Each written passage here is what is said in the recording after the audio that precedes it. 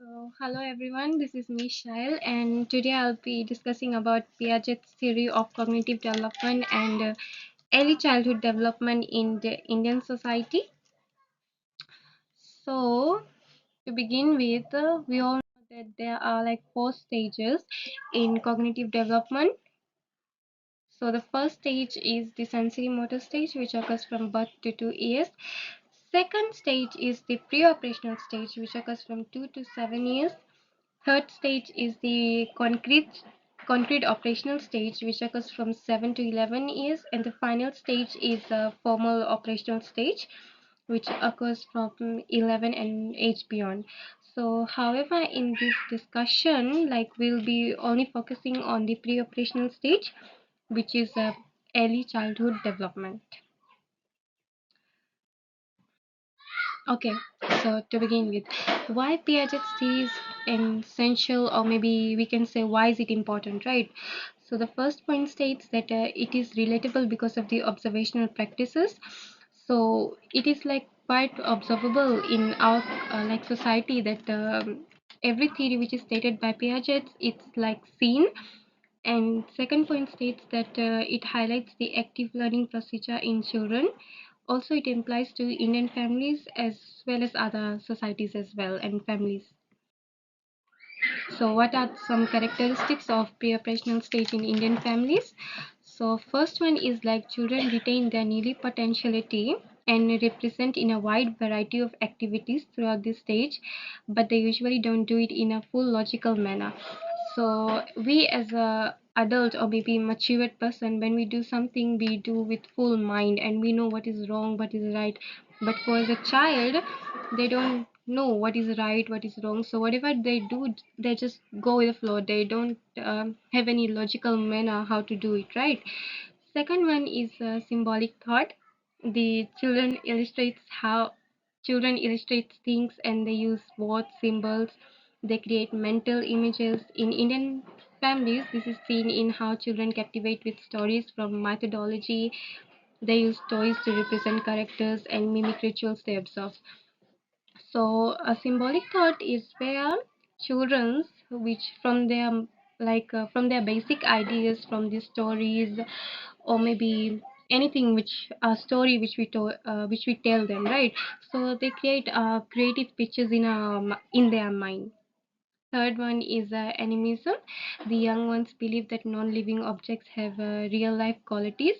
In Indian society, the children think that the idols can feel emotions. For instance, if they adore the idol with flowers or maybe fruits or maybe with some other things, they might think that the idol or maybe the deity is happy, which is kind of true, but and the fourth one is centration.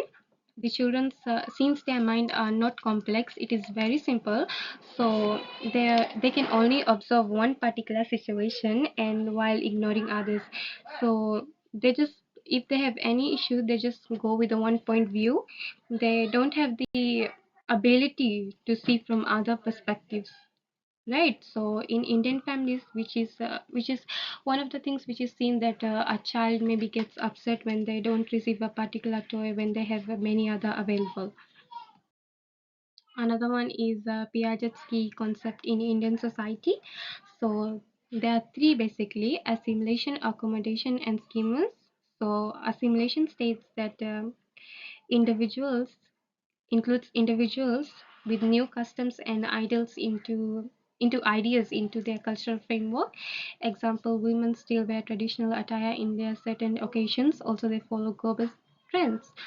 So this is like however absorbed in Indian society that women's they have a modern casual attire every day, but when they have some sort of rituals or maybe programs which is related to their culture, they have a specific clothes which is like traditional sari, salwar kameez. They wore that. Another one is accommodation, which is modifying pre-existing schemas to new information, data, and experiences. Indian families shifting from a joint family to nuclear family. And the third point is schemas, which is organizing information and mental frameworks. it is seen through social norms with religious beliefs, example caste system. So the limitation of pre-operational stage, right? So there are two limitations which I have stated. The first one is irreversibility, and the second is conservation, right?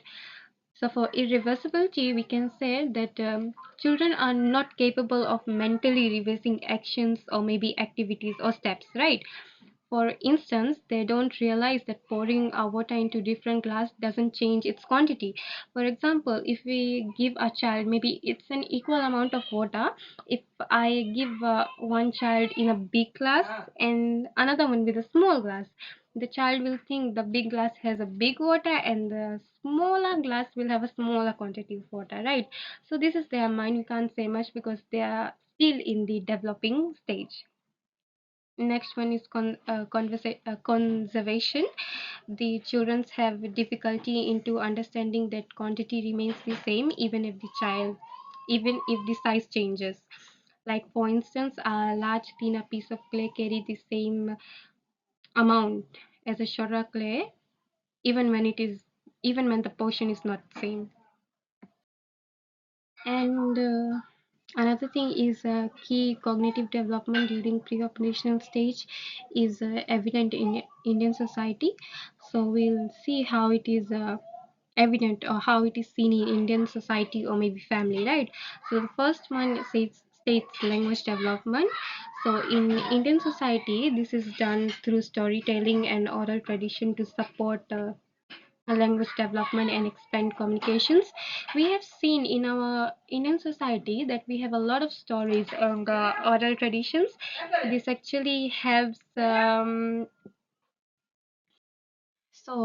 Indian society, we can see that we have a lot of stories, right? So when we share a particular thing with a child, like we tell them stories or maybe anything, this actually expands their knowledge and help to support their language, their communication skills, and plenty other things, right? Another point is pretend play. Children participate in imaginative play. They act out situations, use objects which represents other things. Like for instance, a child might mimic Ramayana or Mahabharata. They use toys and objects to represent characters or maybe elements. Like we've seen in plenty of places that children are having a lot of like things they mimic. They play with the doctor, nurses. So this is what I actually mean, right? Third one is imitations. Children start to mimic the actions of other characters and play around. For example, a child mimics the action of their elders. Okay, the cultural influences on cognitive development. So Indians celebrate many festivals. They act.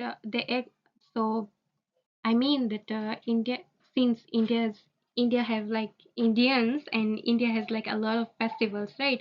So the festivals help children with the learning experiences, like a particular story which gives us like a lot of moral values and lessons to our child. And the importance of symbolic play is evident in Indian society. Like if a child engages into playing and symbolic play, playing pretend or imaginative things, it actually assists them into establishing social awareness, creativity, and problem solving abilities. For instance, a child might create rangoli patterns, act out festival rituals, and using leaves as money. Criticism and adaptations of Piaget's theory on Indian society. So, like we should focus on informal learning. Teachers should give more importance on informal education, such as storytelling, games, interacting with elders, elder people. Another point is utilizing traditional knowledge system. Traditional knowledge should be included and practiced in the classroom so that kids have more idea about their culture and traditions. Finally, to sum up everything, Piaget's theory states the importance of symbolic play and the importance of informal education. Early childhood is an important stage of cognitive development, and understanding these ideas assist educators, or maybe we can say teachers, support in children's learning effectively. Thank you.